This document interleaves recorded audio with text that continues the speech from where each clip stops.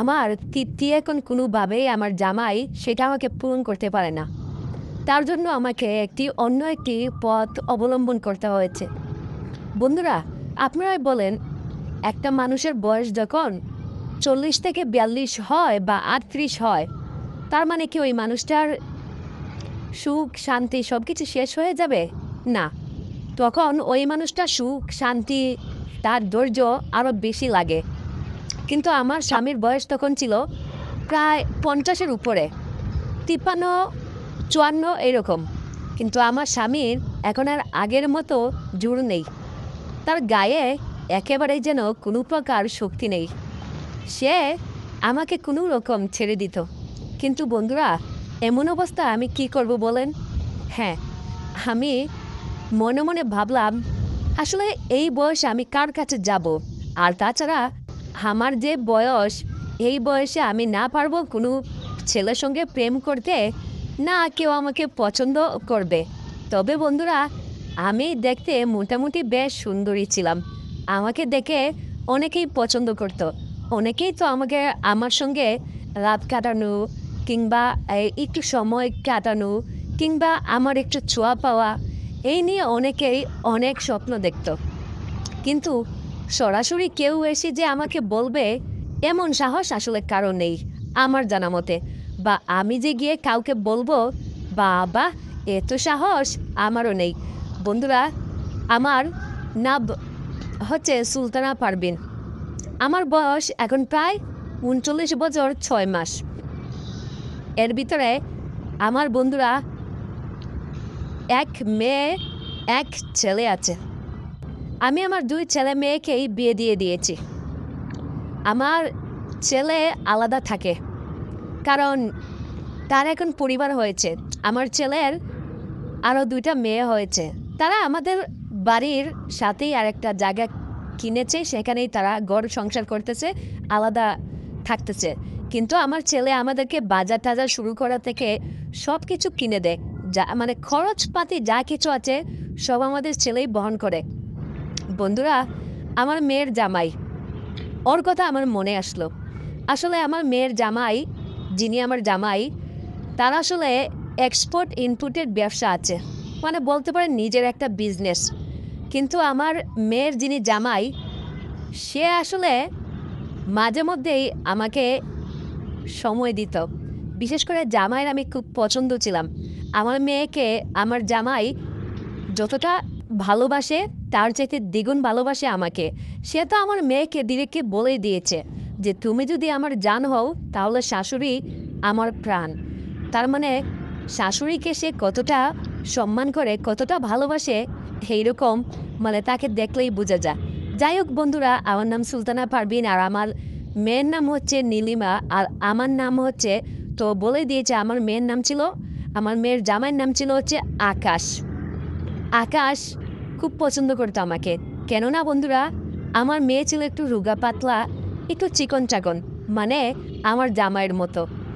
আর আমার মেয়ের যিনি হবু জামাই আকাশ, সে ছিল একটু সুস্বাস্থ্যের অধিকারী। তার দেহ ছিল খুব গঠনমূলক। এদিকে আমারও শরীরের একটু বয়স হওয়ার কারণে আমারও শরীরের একটু সুস্বাস্থ্য, একটু গঠন, একটু দেহ। আর আমি ছিলাম খুবই পর্দাশীল।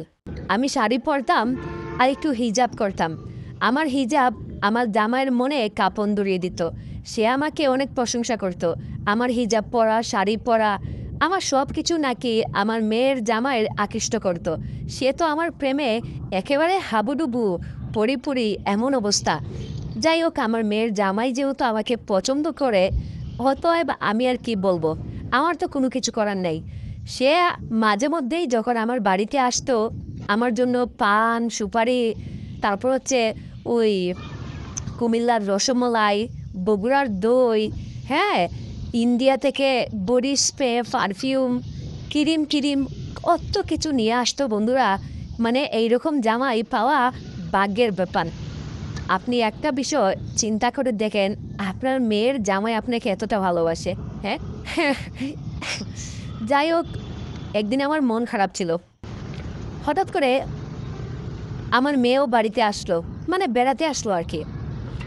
তো আমার মেয়ের আসলে বিয়ে হয়েছে প্রায় 2 বছর, কিন্তু কোনো বাচ্চা কাচ্চা হচ্ছিল না তাদের সংসারে। এই নিয়ে আমার মেয়েটা অনেক টেনশনে ছিল। তাছাড়া আমার মেয়ের জামাইও খুব টেনশনে ছিল। কিন্তু কার সমস্যা কেউ আসলে ডাক্তার দেখাতে চাচ্ছে না। এদিকে আমার মেয়ের, আমার জানার মতে তার তো কোনো সমস্যা থাকার কথা না, কারণ আমার মেয়েটাকে আমি খুব আদর সোহাগ যত্ন করে আমি মানুষ করেছি। আমার জানা মতে মেয়ের কোনো সমস্যা নাই। এখন বলা যায় না, যদিও মেডিকেল বিষয় আসলে অনেক সময় বলা যায় না। সমস্যা, ডাক্তারি সমস্যা থাকলে থাকতেও পারে। এদিকে আমার মেয়ে বলতেছে তার কোনো সমস্যা নেই, ঠিক আছে, সমস্যা হচ্ছে আমার মেয়ের জামাইয়ের। ওদিকে আমি আকাশকে ডাকলাম যে আকাশ, তোমাদের বিয়ে হয়েছে আজকে 2 বছর। না বাবা, এভাবে তো আর থাকা যায় না। দেখো, আমাদের এখন বয়স হয়েছে। এই বয়সে আমরা এখন কি করব বলো তো? আমরা একটু নাতিপুতিদেরকে নিয়ে খেলাধুলা করব, তোমরা তো সেই সুযোগও আমাদেরকে দিচ্ছ না। ওদিকে এ আমার বড় ছেলে, সে তো বিয়ে করে আলাদা হয়ে গেছে, তার ছেলে মেয়েকে তো আমি পাই না। ওদিকে আমি আবার আমার সংসার ছেড়ে, বন্ধুরা, আমার মেয়ের সংসারে আমি চলে যেতাম। কারণ কি জানেন? কারণ আমার মেয়ের যে জামাই, সে আসলে শহরে বসবাস করত। সে আসলে খুব বড় বিজনেস করত, ব্যবসা করত, এক্সপোর্ট ইনপুটের, ঠিক আছে, যেই কারণে সে আসলে একটা বড় শহরে থাকতো। তো সেইখানে আসলে কোনো কাজের মেয়ে পাওয়া যায় না খুব একটা বেশি। তাছাড়া আমার মেয়ে এত কিছু সামলাতে পারতো না। এই যেমন ঘরের কাজ কাম, তারপর হচ্ছে বাসায় সারাক্ষণ একা একা লাগতো। তো মেয়ের খুব কষ্ট হতো। এই জন্য আমি মাঝে মধ্যে বছরের 6 মাস 8 মাস এরকম সময় আমি মেয়ের কাছেই থাকতাম। আর এই আমার মেয়ের বাবা, এই মানে আমার হাজব্যান্ড, উনার অনেক বয়স হয়ে গেছে। উনি এখন 5 ওয়াক্ত নামাজ পড়েন, তারপর হচ্ছে আল্লাহ বিল্লাহ করেন। আর উনি আমার ছেলের কাছেই থাকতো মাঝে মধ্যে। তো আমিও মাঝে মধ্যে আসতাম ছেলের কাছে। তবে আমি বছরের বেশিরভাগ সময় মেয়ের কাছেই আমি কাটাইতাম। তো ওই জায়গায় কাটানোর সুবাদে এইভাবে একা একা আর ভালো লাগে না। একদিন আমি আমার মেয়ের জামাই আকাশকে বলতেছি, কি বাবা আকাশ, আর কতদিন এভাবে একা একা থাকতে হবে? হ্যাঁ, তা শুনে এইবার অন্তত একটা বাচ্চা কাচ্চা নাও, এইভাবে আর কতদিন চলবে? এই দেখো তো, একটা বাচ্চা থাকলে এখন কি সুন্দর খেলাধুলা করতে পারতাম। আরে সারাদিন পর তুমি যখন অফিস থেকে আসবে, তুমি অফিস থেকে ফেরার পর বাসায় আসলে তোমারও তো একটু মন চাই তোমার এই সন্তানটাকে একটু কোলে নিয়ে আদর করতে, একটু ভালোবাসতে, তাই না? মন কি চায় না তোমার? তখন আমার মেয়ের জামাই আমাকে বলতেছে, সে তো আমারও মন চায় শাশুড়ি মা, কিন্তু কি করব বলেন তো, আপনার মেয়েরই তো যত সমস্যা। শাশুড়ি মা, আমি তো খাটিখুটনি করতে তো আমি কম করতেছি না, আমি তো অনেক চেষ্টা করে যাচ্ছি, কিন্তু আপনার মেয়েই তো আসলে কোনো পাত্তাই দিচ্ছে না। ওর আসলে কি সমস্যা আমি তো বুঝতেছি না। আসলে আমার 2 বোন, তাদেরও তো বাচ্চা কাচ্চা হয়ে গেছে 1 বছরের ভিতরে, কিন্তু ওকে আমি যখনই বলি ডাক্তার দেখাতে, ও আসলে ডাক্তার দেখা না। আর তাছাড়া শাশুড়ি মা, আমার তো কোনো সমস্যা নেই, আমি তো আপনার মেয়েকে ঠিকঠাকভাবে সময় দিচ্ছি, কিন্তু আসলে আমি বুঝতেছি না।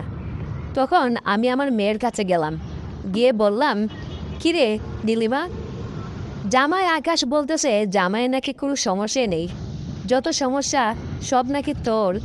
জামাই বলতেছে জামাই নাকি তোকে ঠিকঠাকভাবে সমস্যা দিচ্ছে, কিন্তু তোর সমস্যার কারণেই তো বাচ্চা হচ্ছে না। মারে দেখ, দেখতে দেখতে 2টা বছর শেষ হয়ে গেছে, 3 বছরে পাড়া দিয়েছিস, আর কয়েকদিন পর বুড়ি হয়ে যাবে। দেখে মা, মেয়েদের জীবন তো খুব একটা বেশি দিনের না। এই দেখ না, আমি বিয়ে শাদী দিয়ে সবাই এখন আমাকে বুড়ি বলে, কিন্তু তাই বলে কি আমি বুড়ি হয়ে গেছি? দেখ, দেখ না, আমার শরীর ফিগার দেখলে আমাকে তো এখনও বিয়ে করতে চায়। অনেক মানুষ আমাকে বিয়ের অফার দেয়, ফ্রেমের অফার দেয়, অনেকে তো আমাকে ভালোবাসতে চায়। এই কথা বলে আমি হাসতে শুরু করলাম। তখন আমার মেয়ে একটু রেগে গেল, রেগে গিয়ে আমাকে বলতেছে, মা, তুমি কি মনে করো যে তোমার মেয়ের সমস্যা থাকতে পারে? মা দেখো তো, আমি শারীরিক দিক থেকে আমি কতটা সুস্থ। আমি প্রতিদিন জিম করি, নিয়মিত মাফিক আমি রুটি, চাল, ডাল সব কিছু মেপে মেপে খাই। মা, আমার শরীর কত ফিটনেস দেখো। তাছাড়া আমি তোমার মেয়ে। মা, আমার কোনো মেডিকেল সমস্যা থাকবে, বাচ্চা হচ্ছে না বলে কি তোমার সন্দেহ হচ্ছে আমার জন্য হচ্ছে না বাচ্চাটা? মা, তুমি কি তোমার জামাইয়ের কথা আকাশের কথা বিশ্বাস করেছো মা? তখন আমি বললাম, না, আমার মেয়ের তো কোনো সমস্যা থাকতেই পারে না। মেয়ের মার যেই জায়গায় কোনো সমস্যা নেই সেই জায়গায় মেয়ের সমস্যা থাকবে কি করে? হ্যাঁ, না না না না না, এইটা তো হতে পারে না, এইটা তো হতে পারে না। তখন আমি জামাইকে বললাম একদিন, দেখো বাবা জামাই আকাশ, সমস্যাটা আসলে তোমারই। শুনো, আমার মেয়েকে আমি হাড়ে হাড়ে চিনি, ওর আসলে কোনো সমস্যা হতেই পারে না, বুঝছো? তাছাড়া ও দেখো কি সুন্দর করে জিম করে পরিপাটি ফিটফাট হয়ে থাকে, হ্যাঁ, ঠিকঠাকভাবে সব কিছু করতেছে। তাছাড়া ও আমার মেয়ে।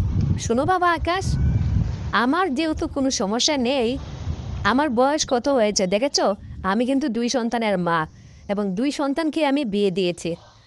দেখো জামাই, আমার যেহেতু কোনো সমস্যা নেই, তার মানে আমার মেয়েরও কোনো সমস্যা নেই, যত সমস্যা তোমার। তখন আমার মেয়ের জামাই আকাশ বলতেছে, শাশুড়ি মা, আপনাকে যে আমি কি করে বুঝাবো আমি আসলে বুঝতে পারতেছি না। আপনি কি করলে বিশ্বাস করবেন যে আমার কোনো সমস্যা নেই? আমি একদম ঠিক আছি, যত সমস্যা আপনার মেয়ের সমস্যা। শাশুড়ি মা দেখেন, আমি আমার জায়গা থেকে একেবারে ঠিক আছি।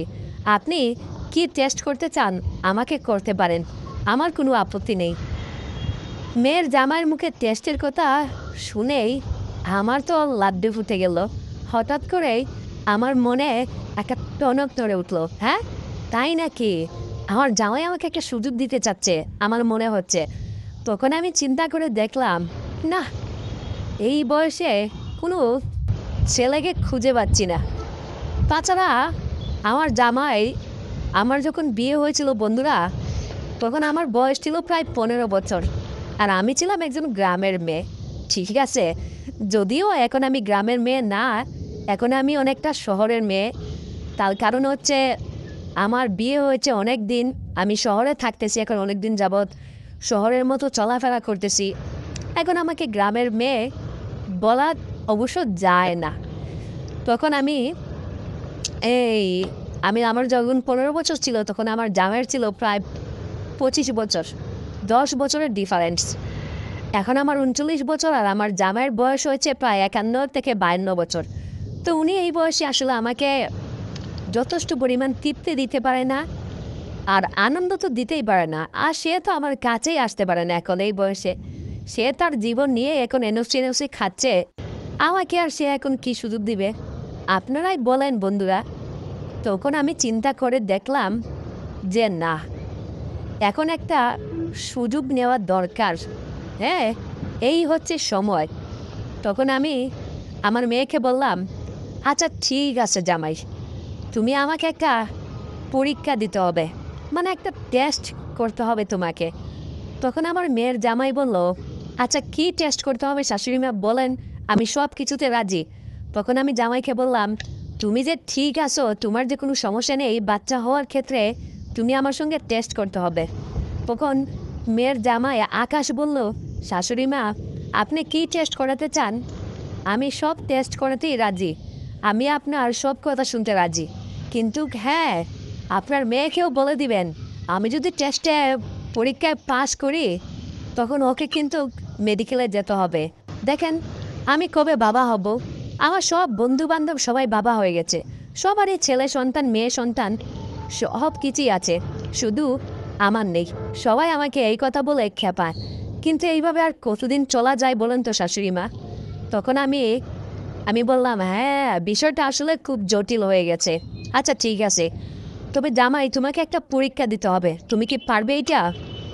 তখন মেয়ের জামাই আকাশ বলল, হ্যাঁ আমি পারবো, আপনি বলেন আমাকে কি পরীক্ষা দিতে হবে। হ্যাঁ, আমিও তখন বললাম, তোমাকে আমার সঙ্গে 1 সপ্তাহ থাকতে হবে, মানে 1 সপ্তাহ আমার সঙ্গে তোমাকে এই রাতে সময় দিতে হবে। ওই তোমার স্ত্রী নীলিমা মানে আমার মেয়ের সঙ্গে তুমি যেটা করো আমার সঙ্গে এখন থেকে তুমি ওইটা করতে হবে।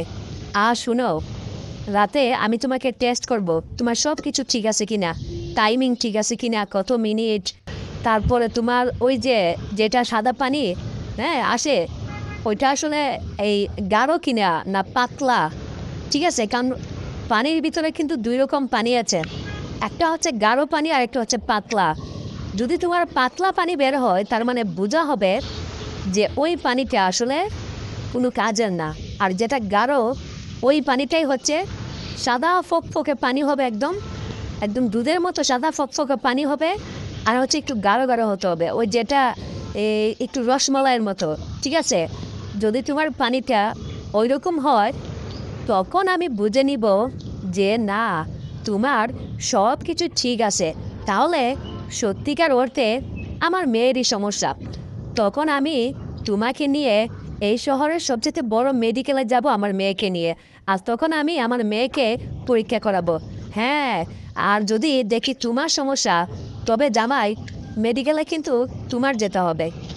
আর তখন আমার মেয়ের জামাই আকাশ আমাকে বলতেছে, মা, এইটা কোনো টেস্ট হইল? আপনি আমাকে নিয়ে মেডিকেলে যেতেন, আমি তাহ না হয় যেতাম, কিন্তু শাশুড়ি মা, আপনি আমার মেয়ের মা, মানে আমার শাশুড়ি আম্মা, আমার মায়ের সমতুল্য।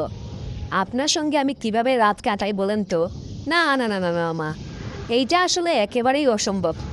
এইটা অন্তত অ্যাটলিস্ট আমার দ্বারাই সম্ভব হবে না। দেখেন, আপনাকে আমি বিয়ের পর থেকে মা হিসেবে সম্মান করি, রেসপেক্ট করি, আপনার সঙ্গে কি বিছানায় এই সমস্ত কাজ, না, এইটা আসলে আমার দ্বারা হচ্ছে না। তখন আমি মেয়ের মেয়েও আমার সামনে ছিল, কারণ এটা টেস্ট করতে হবে। তখন আমি আমার মেয়ে নীলিমাকে বললাম, কিরে মা, তোর কি কোনো সমস্যা আছে?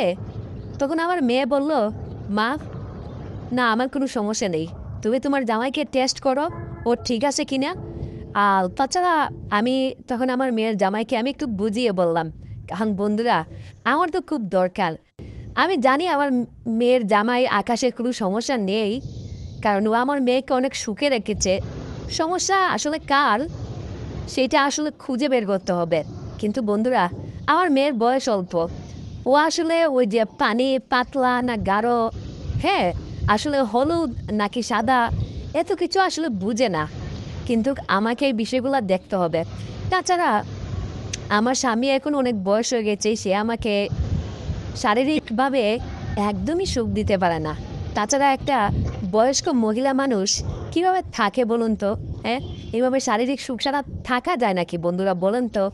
আসলে আমাদের এমন একটা বয়স হয়ে গেছে, না পারি কারো কাছে বলতে, আর না পারি কারো কাছে যেতে। যাই হোক, আমি টুপ হিসেবে আমার মেয়ের জামাইকে আমি ব্যবহার করব। আর আমার মেয়ে আমাকে মেয়ের বলে দিয়েছে তার কোনো সমস্যা নেই, এটা টেস্ট করব আমি, ঠিক আছে? কারণ এটা আমার আর আমার মেয়ের ভিতরে থাকবে। আর আমার মেয়ে আমাকে খুব মানে, ঠিক আছে, ও আমার কথার কোনো অবাধ্য হয় না। ওকে আমি বুঝিয়ে যে কথা বলি, আমার মেয়ে আসলে সে কথাই শুনতে বাধ্য, ও আমার কথার কোনো অবাধ্য হয় না। এইটা হচ্ছে সবচেয়ে বড় কথা। তখন আমি জামাইকে বললাম, দেখো জামাই, তুমি যদি আমার সঙ্গে রাত না কাটাও, আমার সঙ্গে যদি তুমি রাতে একই বিছানায় না থাকো, তাহলে আমি ভেবেই নিব যে আসলে সমস্যাটা তোমারই। কারণ তুমি তোমার দুর্বলতা ডাকতে গিয়ে তুমি আমার সঙ্গে থাকতে চাচ্ছ না। তার মানে জামাই, সমস্যাটা আমার মেয়ের না, সমস্যাটা আসলে তোমারই সমস্যাটা। দেখো জামাই, তাহলে তুমি তোমার দোষ স্বীকার করেই নাও যে তোমারই সমস্যা, তাহলে চলো ডাক্তারের কাছে যাই। তখনই আমার মেয়ের জামাই আমাকে বলল, না শাশুড়ি মা, আপনি এইভাবে আমাকে ইয়ে করতে পারেন না, আমার কোনো সমস্যা নাই। দেখেন, আপনি কিন্তু শাশুড়ি মা আমাকে সহ্য করতে পারবেন না, চিৎকার করবেন, কান্নাকাটি করবেন। আর আপনি আমার মুরব্বি, আপনাকে যদি আমি কান দিয়ে ছাড়ি আমার তখন খারাপ লাগবে। মেয়ের সামনে জামাই আমাকে এমন কথা বলতেছে, আমি একটু লজ্জা পেয়ে গেলাম। তখন আমিও জামাইকে বললাম, কি বলো জামাই, হ্যাঁ, এইটা কোনো কথা? দেখো, তুমি বাবা আমাকে কান্নাকাটি কিছুই করাতে পারবে না। আর তোমার শ্বশুর, হ্যাঁ, উনি আমার কাছে পা ধরে মাপ চায়, আমার সঙ্গে পারে না। আর তুমি সেদিনকের একটা বাচ্চা ছেলে, তুমি আমাকে কান্না করাবে? জামাই, তুমি আমাকে হাসালে বাবা, তুমি আমাকে সত্যি হাসালে। সত্যি কথা বলতে মেয়ের জামাই আকাশের মুখে কথাগুলো শুনে আমার বেশ মজা হয়েছে, বেশ আনন্দও পাচ্ছি আমি। কেননা এর আগে এই ধরনের কথা, এই ধরনের মন্তব্য আমাকে কেউ করে নাই। মেয়ের জামাই আমাকে সাহস করে বলতেছে, শাশুড়ি মা আপনাকে আমি কান্না কিন্তু করাবো।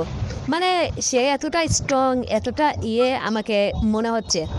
সত্যি কথা বলতে আমি তো বন্ধুরা এইরকম একটা পুরুষই আমি চাচ্ছিলাম, এইরকম একটা মানুষই তো আমি চাচ্ছিলাম, তাই না? তো যাই হোক, আমার সেই স্বপ্ন মনে হচ্ছে এবার পূরণ হবে।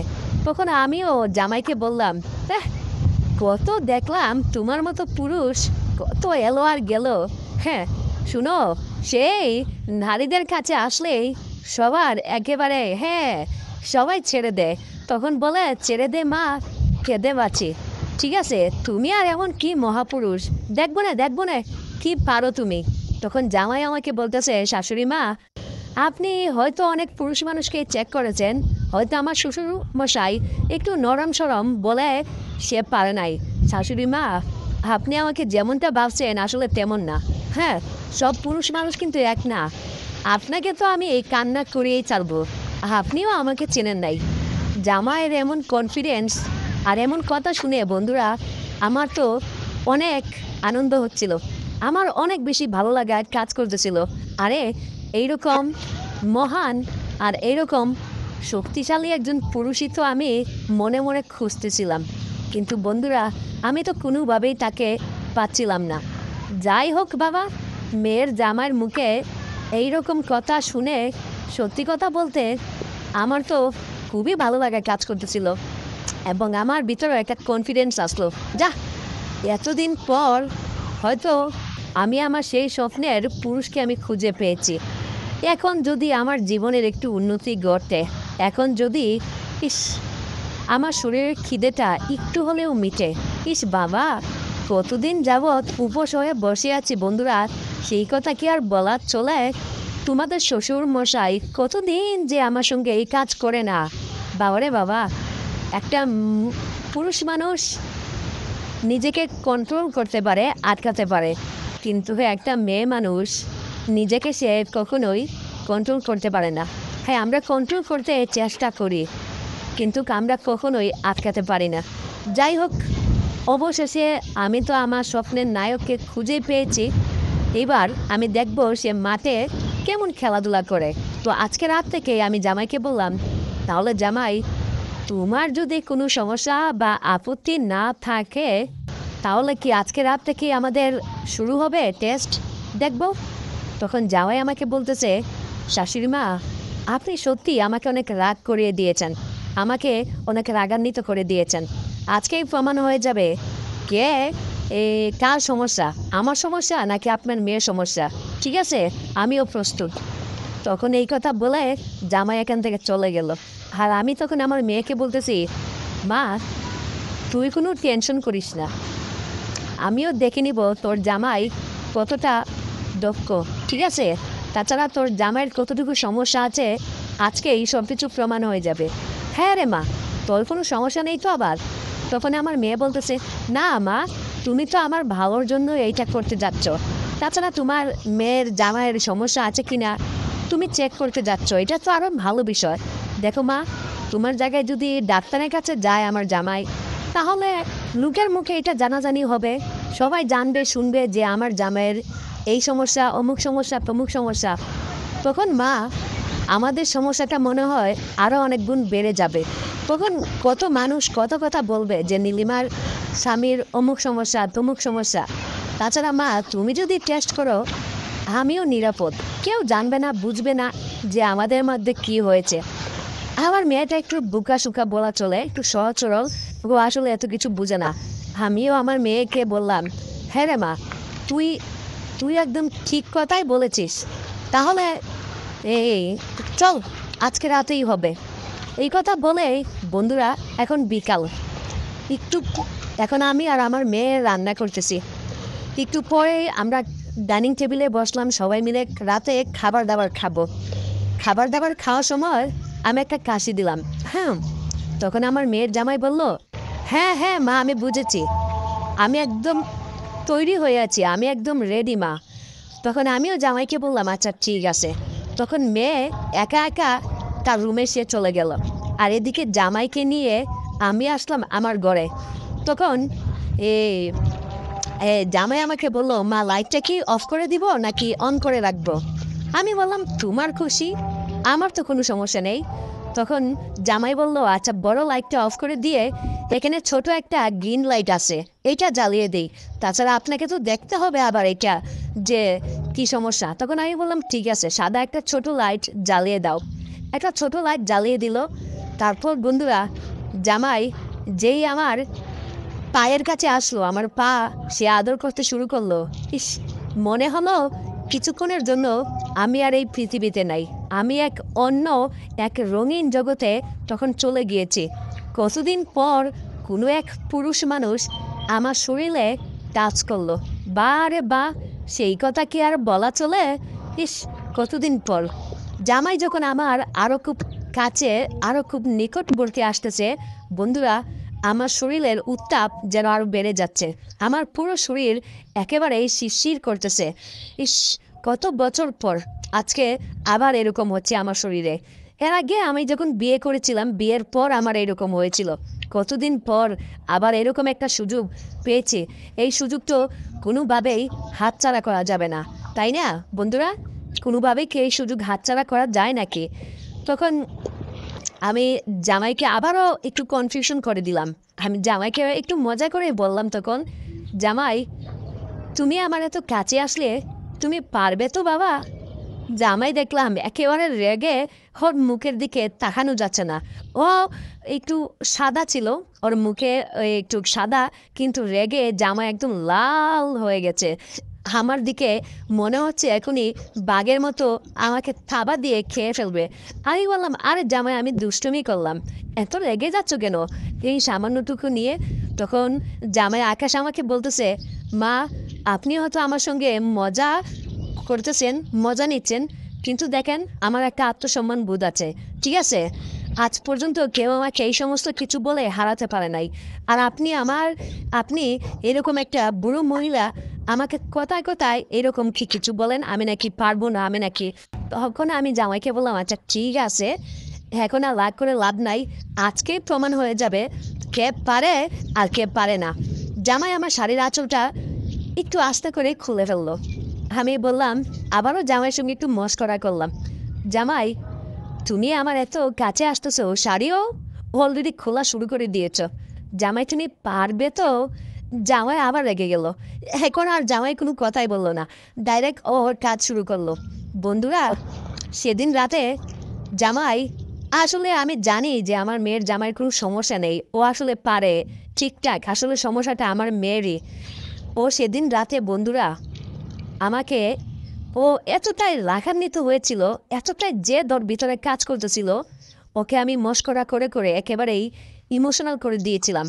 ও সেই রাতে আমাকে একেবারেই হরিণের মতো পরোটা, আমরা যে হোটেলে পরোটা খাই ছিঁড়ে ছিঁড়ে, এরকম ছিঁড়ে ছিঁড়ে আমাকে সারা রাত একটা মিনিটের জন্য আমাকে রেস্ট দেয় নাই, আমাকে দম ফেলার সুযোগটা পর্যন্ত দেয় নাই। একটা সময় আমার প্রচণ্ড পরিমাণ প্রস্রাব ধরেছিল। আমি ওকে বললাম, জামাই আকাশ আমি একটু ওয়াশরুমে যাব। ও বলল কেন? আপনি না আমাকে চেক করবেন, পরীক্ষা করবেন, আমি নাকি পারবো না, দেখেন কোনো জায়গায় যাওয়া যায় নাই, ঠিক আছে? বা আমি বললাম বাবা এত রেগে আছো? আমি বললাম আচ্ছা জামাই আমি একটু প্রস্রাব করে আসি। জামাই বলল প্রস্রাব আপনি এখানেই করেন, সমস্যা কি? তখন সেই বিছানাতেই আমাকে সব কিছু করতে হলো।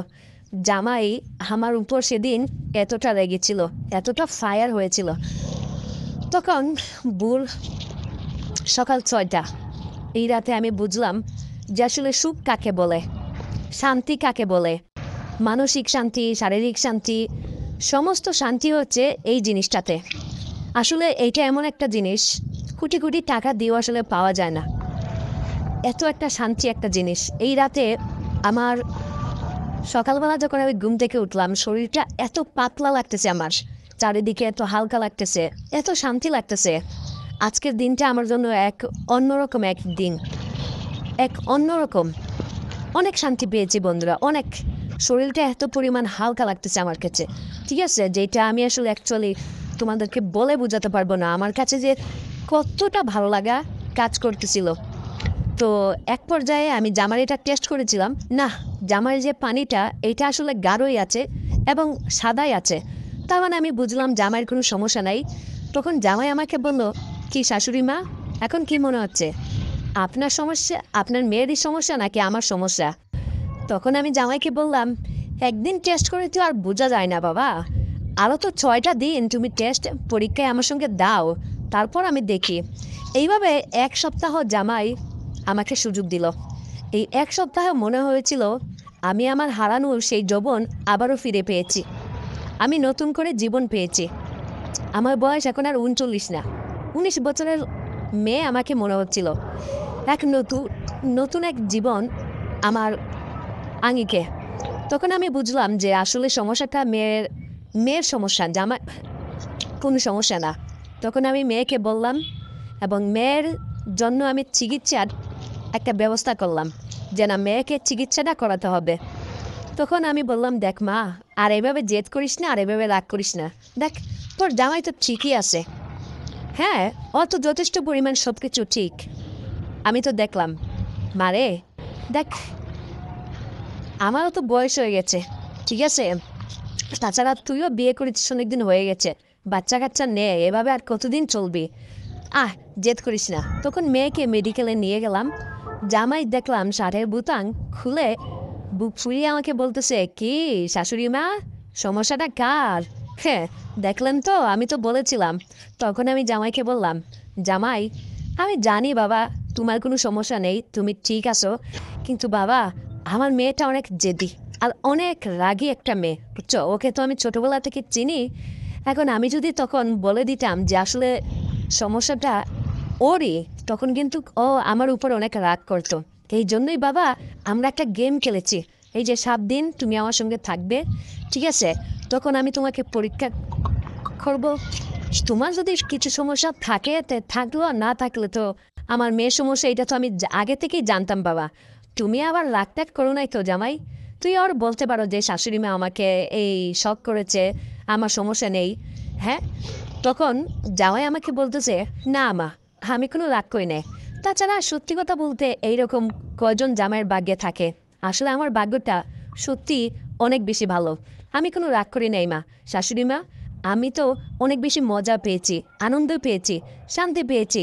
আরে, এক টিকিটে 2টা সিনেমা আমি দেখার মতো কাজ করে ফেলেছি, এক বউ বিয়ে করলাম, আর একজন শাশুড়ি মাও ফ্রিতে পেলাম, এতে ক্ষতি কি, আমার বরং লাভ হয়েছে, আমি কোনো মন খারাপ টারাপ কোনো কিছুই করি নাই। তখন আমি বুঝলাম যে আমার মেয়েও খুশি, মেয়ের জামাইও খুশি, আর এদিকে আমিও খুশি। যাই হোক বন্ধুরা, এরপর থেকে আমাদের জীবন খুব সুন্দরভাবে চলা শুরু করলো বন্ধুরা। তো তোমাদের সঙ্গে বাস্তবে এমন ঘটনা ঘটেছে কিনা অবশ্যই তোমরা আমাকে কমেন্ট করে জানাতে পারো। আর আজকের গল্পটা তোমাদের কাছে কেমন লাগলো চাইলে সেটাও জানাতে পারো। আর তোমরা কোন ধরনের গল্প শুনতে চাও, কেমন গল্প শুনতে চাও, চাইলে সেইটাও আমাকে কমেন্ট করে জানিয়ে দিতে পারো। তো আজকের মতো গল্পটা এই পর্যন্তই, দেখা হচ্ছে আবারও নতুন